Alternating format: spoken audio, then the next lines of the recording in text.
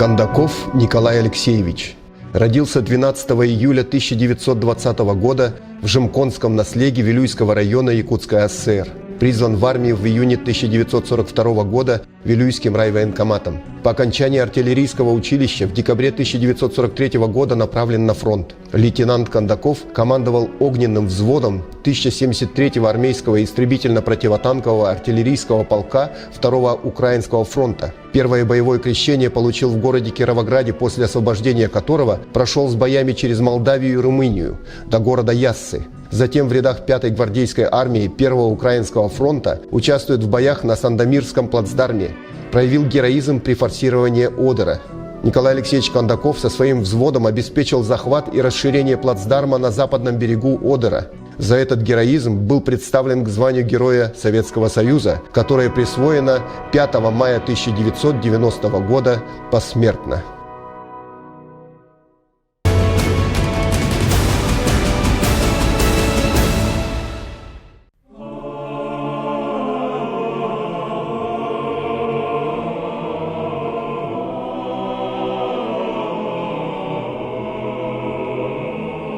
В преддверии празднования 75-летия Победы в Великой Отечественной войне в целях воспитания и развития патриотизма и гордости за нашу страну проведен конкурс рисунков среди детей сотрудников уголовно-исполнительной системы.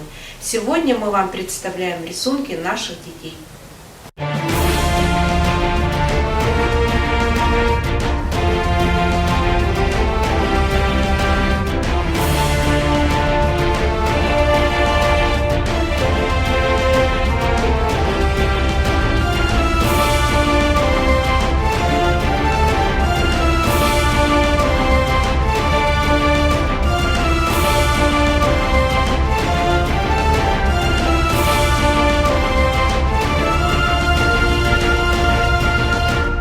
Мой прадедушка Конан Петрович участвовал в Великой Отечественной войне.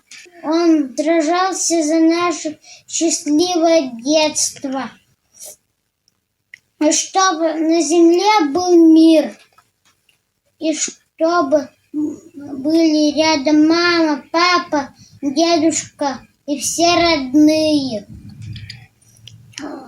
Я нарисовал своего прадедушку, и как он геройски летал на самолете и летая на самолете, уничтожал фашистов. И я горжусь своего прадедушку.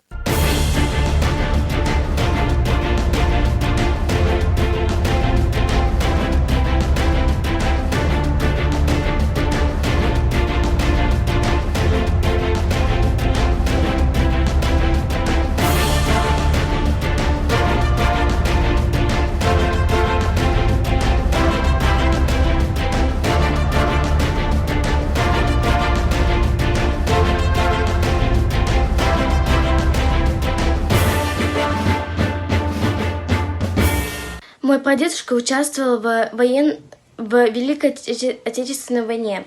Его зовут Харитонов Николай Петрович. Он родился 15 марта 1924 года. Был призван в армию в 1942 году. Служил в 982-м стрелковом полку в качестве стрелка-снайпера. Он был награжден медалями за оборону Ленинграда, за победу над Германии и Японии, а также орденом Великой Отечественной войны второй степени. Первый рисунок я хочу рассказать, это рисунок вечного огня.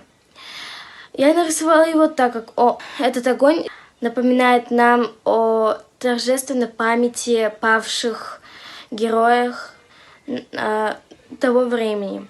Также я нарисовала руки, тянущие к солнцу, где написано «Мир».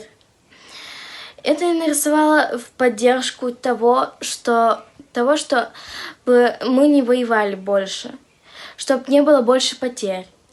И я хочу сказать, что я очень горжусь теми людьми, которые заступились за нашу Родину, защитили ее. Ведь они стояли лицом к лицу к смерти, но они это знали и даже не отступали. Их можно называть смелыми людьми.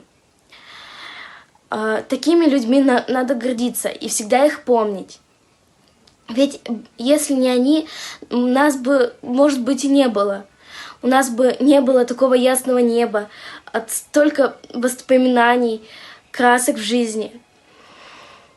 Поэтому я очень горжусь теми людьми, которые спасли нашу Родину.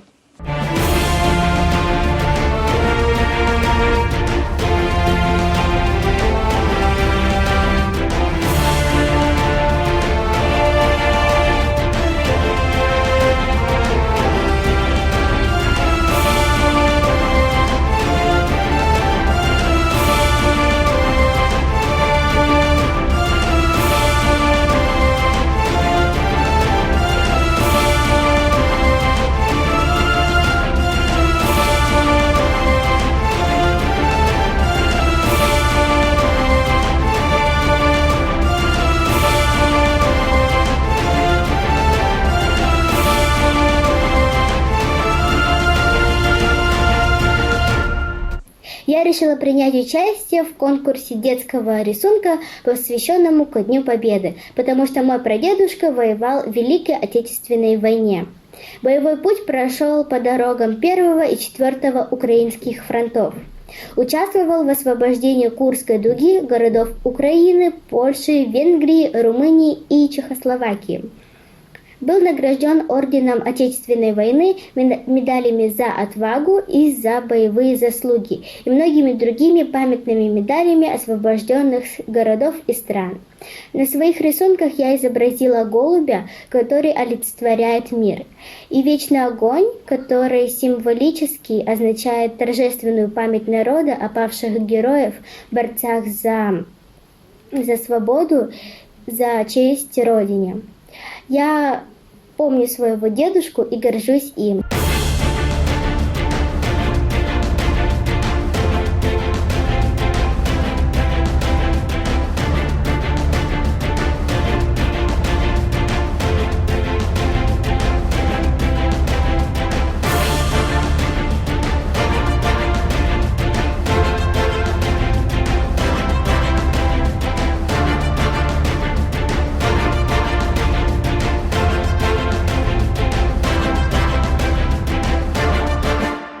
Мой прапрадедушка Корякин Федор Никифорович. Нам Федор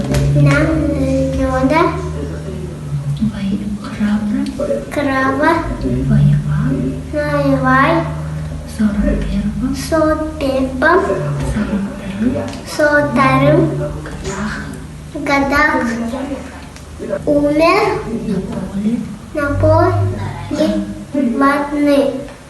Похоронен в Орловской области.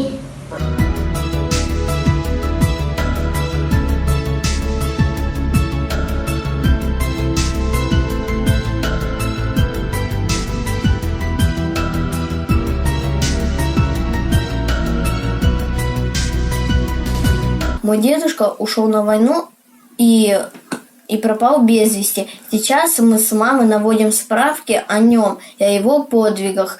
Я нарисовал эти рисунки в память о тех героях, которые были на войне и победили. Благодаря им мы живем, радуемся и светит ярко солнышко. Мы помним о вас и гордимся вами. Вы наши герои. Мы сестры-тройняшки, нам 9 лет.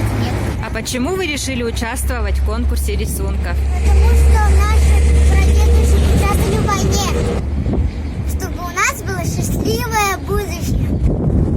Мы никогда не забудем про подвиг наших прадедушек.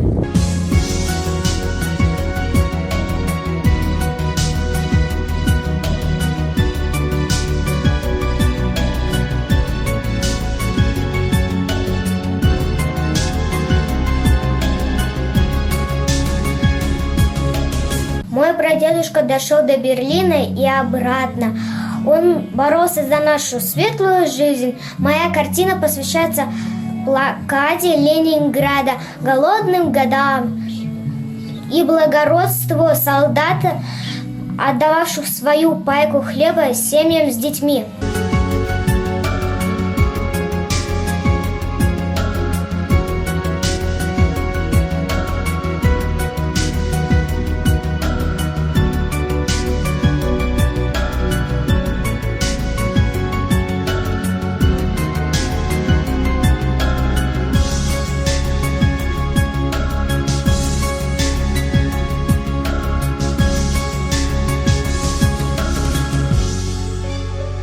Победа в Великой Отечественной войне – очень важное событие для нашей страны. Благодаря самоотверженности наших дедов мы сейчас живем в мире и благополучии. Узнав от папы про конкурс, посвященный 75-й годовщине Великой Отечественной войны, я сразу согласился и решил изобразить танк Т-34 в зимней локации во время выстрела. Потому как из рассказов про бабушки знаю, что зимой наши танки были в разы эффективнее, чем фашистские. А еще она рассказывала мне, что во время войны мой прапрадед Полев Николай Яковлевич был механиком и перевозил трактора на фронт. А также на Украине он участвовал в боевых действиях под городом Ровно, где был минометчиком. Он прошел всю войну и остался жив, чем я очень горжусь.